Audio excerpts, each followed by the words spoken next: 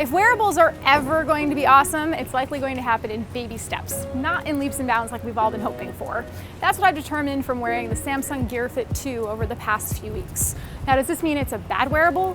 Not at all. It's actually a pretty good activity tracker. It's just getting harder to stand out amid all of the activity trackers out there now. The Gear Fit 2 is a sports band, not a smartwatch, that manages to cram a pretty big display and GPS into a wristband form factor, which is something that not many step counting wristbands have. For the most part, smartwatches don't make great fitness trackers, so Samsung is offering something way more sport focused in an attempt to get more people into its hardware ecosystem.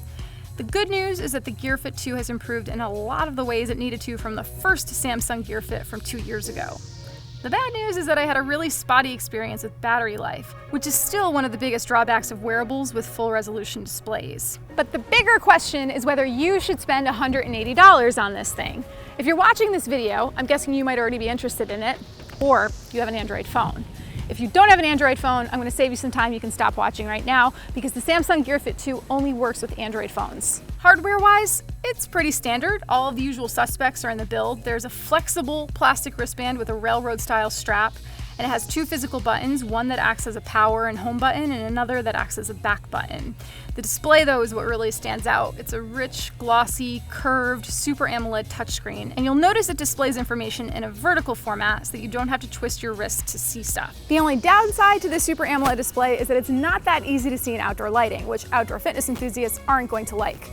But then again, it's not easy to see the displays of smartwatches and other color displays in bright light either. There are optical sensors on the underside of the band for measuring your heart rate, and in stable workout environments, I found heart rate readings to be very consistent with a chest monitor. And bonus time, the Gear Fit 2 has that built-in GPS I mentioned. This makes it one of the very few wristband-style trackers to include GPS, along with the Microsoft Band 2 and the Garmin Vivo Smart HR Plus. So what exactly does the Gear Fit 2 track?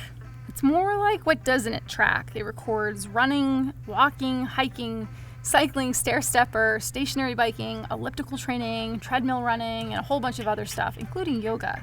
And then there's an other tile that will let you record any other type of activity that might not be categorized. Like a lot of other fitness trackers these days, the band will automatically recognize some activities, and Samsung has tried to display the data in an interesting way. So for example, there's a 24-hour timeline view of your activity, and if you use GPS, you'll see a map after your workout is completed. All of your data from the band is going to sync to Samsung's S Health application. I like the S Health app, and it syncs pretty quickly. But I will say, as with a lot of Samsung software, I kind of wish it was simpler. First, you're going to need two apps to even use this band. The Gear Manager app, which is the same one you use to manage Samsung smartwatches, and the S Health app. The Gear app is where you're going to manage all of the notifications that appear on your band, and the S Health app is where you're going to manage your health settings. So you'll see a bunch of tiles here, which you can tap on to measure your stress, or log your food, or see more information about a specific workout, but personally I'd rather see it all in a linear or a chronological format.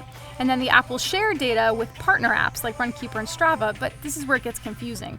There are a bunch of partner apps under More in the app, and then there's a different set of partner apps in the settings area of the app, and then even when you go to download something like the Spotify app onto the wristband, you have to go to the Galaxy App Store. It's not in the partner apps list.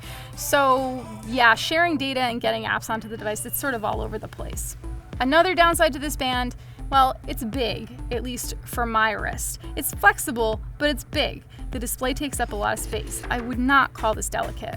Second, it's water resistant, but it's not fully waterproof, so you can't swim with it. Okay, and then there's battery life. Samsung is promising 3 to 4 days, but my first review unit may have been a dud because on a couple of occasions it didn't even last a day, especially if I worked out using GPS. My second review unit seemed much more consistent with Samsung's promises. But then my colleague Dan Seifert tried another review unit, and his lasted about a day. Bottom line is that battery life seems to be a crapshoot with early versions of this, which is part of the reason why I can't give it a wholehearted recommendation. Despite all that, I have to give Samsung credit where it's due. Its first Gear Fit wristband felt kind of like a Me Too wearable. Like, hey, let's just make a wearable because everyone and their mother and their cousin is making an activity tracker right now. This one shows commitment. It's a more serious sport band. It tracks a whole bunch of different fitness activities and it tries to display the data to you in an interesting way. Do I think it's the best sports band out there? No, I'm going to reserve that for something that works with multiple operating systems, is fully waterproof, and has a display you can see outdoors. This makes it a pretty serious contender among all the other bands out there. The only downside to this... Sorry. Ready? And action. Perfect. Blooper.